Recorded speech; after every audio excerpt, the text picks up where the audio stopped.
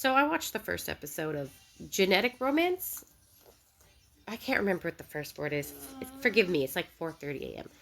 But I thought that you know, I thought the character designs looked really interesting. It was kind of reminiscent almost of like some kind of like older anime. I don't know. I liked it. It had like a homey feel to it. And I thought the character designs looked interesting. Plus, I saw a clip of those two in the background. Can you can't see my finger, but just know they're there. Yeah, there. Yeah, I saw those two kids, and I thought that's intriguing. Um, I was told right away. I was like, listen, they are not the main couple. They're background, and I was like, that's fine. I was already thinking about watching anyways because of the main pair, because they just looked aesthetically pleasing. I know nothing about this when I go into it, other than there's apparently a side gay couple, except one of them is, I guess, intersex, which is wow, surprising. More intrigue.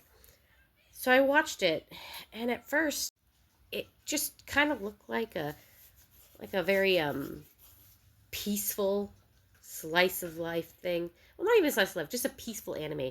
These people living their everyday life, and there's definitely a constant theme about change and wanting things to stay the way they are that I was very much picking up on.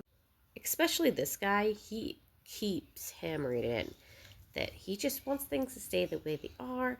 Why why not? Like listen, everything's nostalgic, everything feels right, and I'm assuming that's probably going to come into play later. Apparently he has a girlfriend or had a girlfriend. I don't know. Again, it's 4:30 a.m.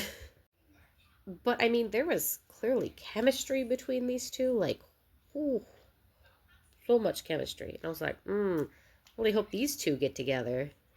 And then you see my One Piece thing slipping in through the green screen.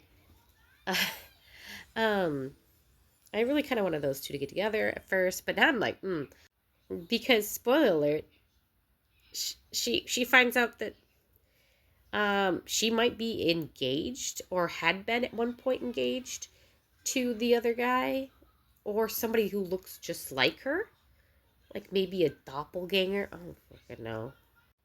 And then some like weird stuff happens with the background, and it like kind of fizzles when she's at this, and like no, like it's like like fizzles, like statics. I don't know. It just statics, and it's like, and it reveals that the humdrum nostalgic town that she's in is clearly not the way it appears to be to her or the other people around her, which makes you wonder, like, is any of this real? Is it like a mind thing? I don't know. I have so many questions, just so many questions.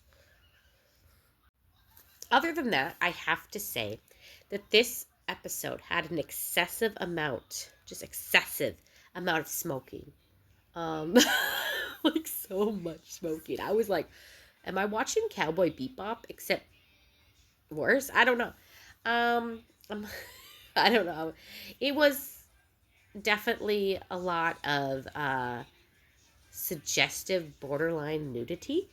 Um, I wonder how deep that gets. This is definitely not a show for, I feel like, 16 and under, to be honest. I don't know.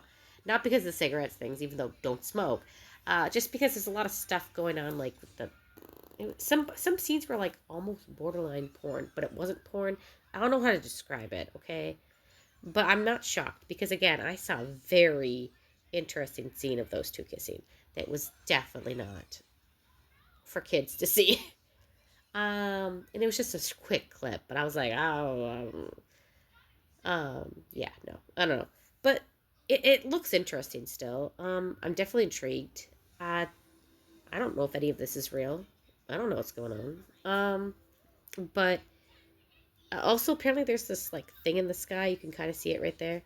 Yeah, I don't know. Supposedly it's helping explore the possibility of immortality. I don't know. Maybe this is like a simulation. Is my thought. I should not be watching and reviewing things in the middle of the night. Shouldn't do it. Um, but here I am. Anyways, so based on the first episode, I don't know how much further I would watch. I definitely think it's something I might slowly watch over time, but even with the cliffhanger, I'm not in a huge hurry to watch it, or at least more of it. But I don't know, I have no complaints. It didn't bore me. I guess I'd give it a 6 out of 10 right now. I think I'll probably try to watch the second episode in a day or two when I'm more awake and not busy. And then just kind of take it in more. But yeah, so there you go. That's my thoughts. Uh, anyways, I don't know how close I am on anything, but bye.